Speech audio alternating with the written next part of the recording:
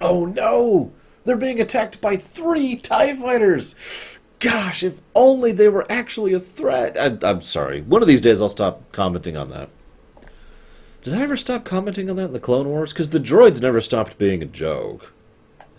Anyways, Hera is very quickly becoming my favorite character in this bunch. Ignoring the obvious competency on display, which is something I tend to gravitate towards, she's also got a nice approach to things. I don't want to completely compare her to Han Solo, for example, because she's not a Han Solo character. But she's certainly the kind of person who is flying by the seat of her pants, but at the same time has a great deal of trust and respect for how things run, and has clearly been around the bend a few times. I don't know. I just like where they're going with her in general. I also want to say I love the ship, the VCX 300, I think? Gosh, I can't actually remember. I'm about to lose my license as a ship guy.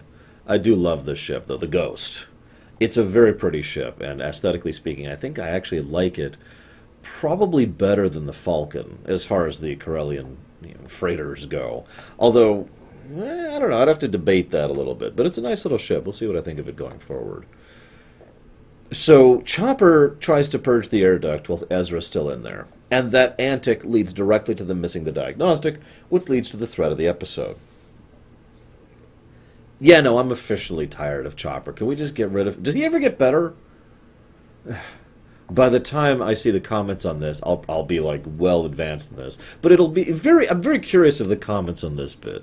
Will he get any better? I'm actually asking. I would love to hear your thoughts on this. Anyways. So then Sabine insists on going on, along with the mission. Now that makes perfect sense to me. After all, first of all, we haven't had a lot of characterization for her. We've had a bit of characterization for Zeb, a bit for Kanan, and a bit for Hera, and of course Ezra. But Sabine has basically just been Explosives girl who has a Mandalorian helmet, and that's basically all we've got for her. So it's nice to see her actually doing something, and here we see her open up a little bit about her past.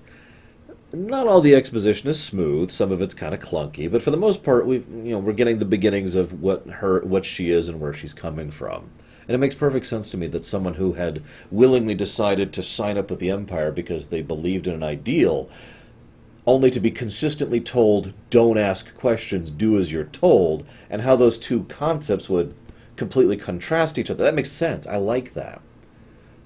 Maybe this is just me and speaking from several people I knew back when I was younger, but I knew several people who really wanted to be part of something greater than themselves, but at the same time didn't want to lock step, didn't want to be part of a party line. And it was a great frustrating thing for them, and they had a bit of an issue trying to get into the beginnings of a career path as a consequence of that. So I could completely see where Sabine is coming from on this. I get it.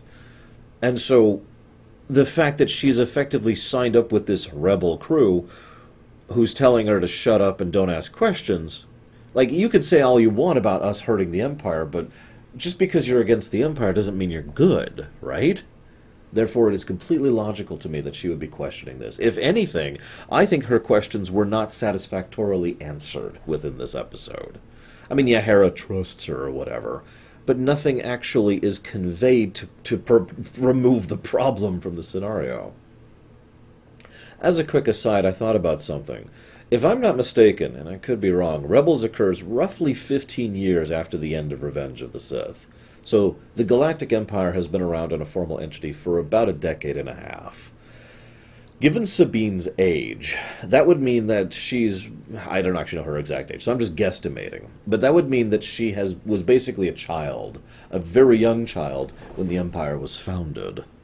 Now, I bring that up because it means she, being one of the younger members of the crew, along with Ezra, functionally only grew up ever knowing a galaxy in which the Galactic Empire was slowly expanding and imposing its will upon the galaxy that it now controlled. So it would make sense that she would see things through a unique lens, one that Hera, who is older, doesn't have the same issue with, and same with Kanan, a Jedi who was around during the time of the Old Republic, so you gotta get the perspective there. I like that they have youth and elderly both in this show. I think it's a good move to show those two different mentalities, and I hope they actually showcase that in the future. I do also like the construction of the scenario here. It's the idea of the little problem. You know, it's the straw, right? It's this one little problem. It goes unaddressed and it goes unaddressed until finally it becomes a huge problem. Boy, I bet you could think of a few things in real life that sounds like, right? Yeah. Anyways. But that leads to them being on an asteroid, an X base, which is abandoned, but infested by horrible creatures who are burned by the sun. But the sun doesn't burn us, but there are asteroids which will occasionally block the sun. And you can see how we've got this whole... It feels like the setup for a video game, actually, if I'm being completely honest. And I thought that, and I wrote that note down before I saw the red barrels. And they started talking about Wave 1, and I'm like, okay, yeah, no, they just embraced it. I'm with it. I'm with it. The final thing I have to comment about this episode is that Hera has the implications that there is a greater plan, a long-term goal that we as rebels are working towards. I'm curious how much of that is hooey, as in a lie. Because, again, at this point in history, the Rebel Alliance probably doesn't even exist, at least not as a functional entity. At most, it's probably a loose network and connection of various rebel cells. As I've said many times, in the EU, the Rebel Alliance didn't really functionally exist as a whole entity until after the Battle of Yavin, although you could argue the specifics of that. So once again, I find myself looking at this thinking, is she just lying to Sabine to get her loyalty? Because that's not going to work out well. Or is there some other big grand plan for rebellion, which may or may not be the Rebel Alliance we know of? After all, it's a big galaxy, and as I said, everything's been local so far.